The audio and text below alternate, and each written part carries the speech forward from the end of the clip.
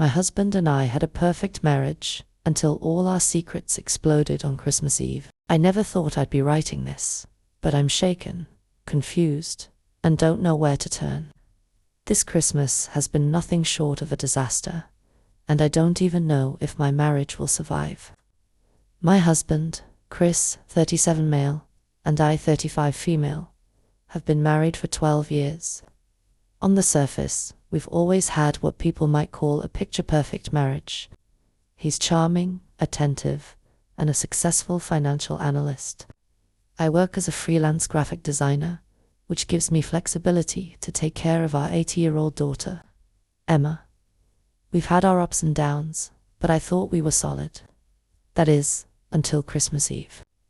Chris has always gone overboard for Christmas.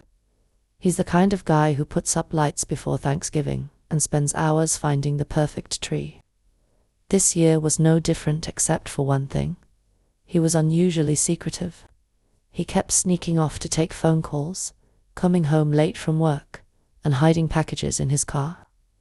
I thought he was planning a big surprise, maybe a trip or some over-the-top gift. I told myself not to overthink it, but my gut told me something was off. On the flip side, I had my own secret. For the past 6 months, I've been reconnecting with an ex-boyfriend, Jake38M, on Facebook.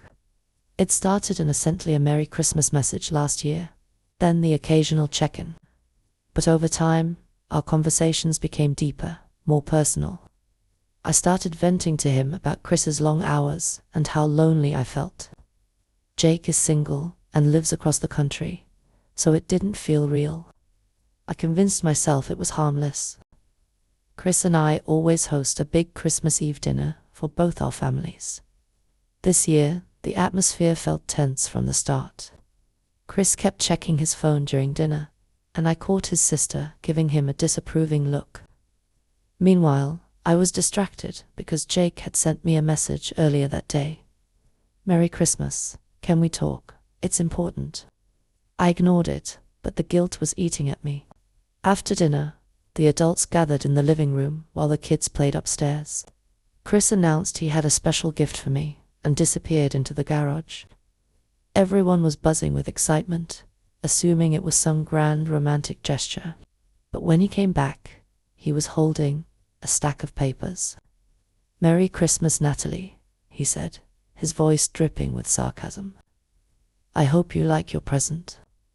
Confused, I took the papers and scanned them. My heart dropped. They were screenshots of my Facebook conversations with Jake. Single message. Chris had printed them out, highlighted parts, and even added sticky notes with comments like, "Really?" And so much for harmless. I froze. My mum gasped. His mum started muttering about how she always knew I wasn't good enough for Chris.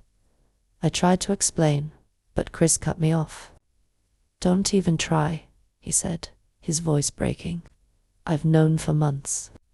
Do you have any idea how humiliating it's been, pretending everything is fine while my wife emotionally cheats on me with her ex?" Before I could respond, his sister, Kelly, 33F, jumped in. "Oh, come on, Chris," she snapped. "Like you're one to talk about being faithful." The room went dead silent. Chris's face turned pale, and he stammered, "Kelly, don't." But Kelly wasn't backing down. "You're really going to act like the victim here? Tell her about Lisa, or should I?"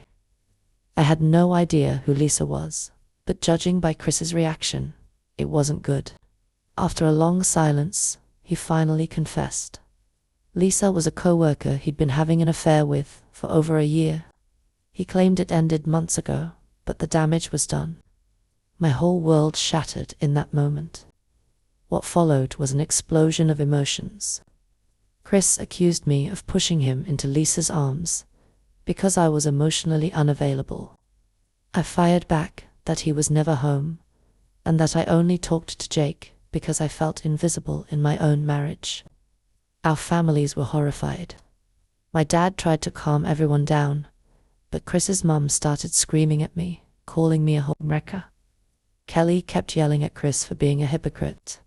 At one point, my brother threatened to punch him. In the middle of all this, Emma came downstairs, crying because she heard us yelling.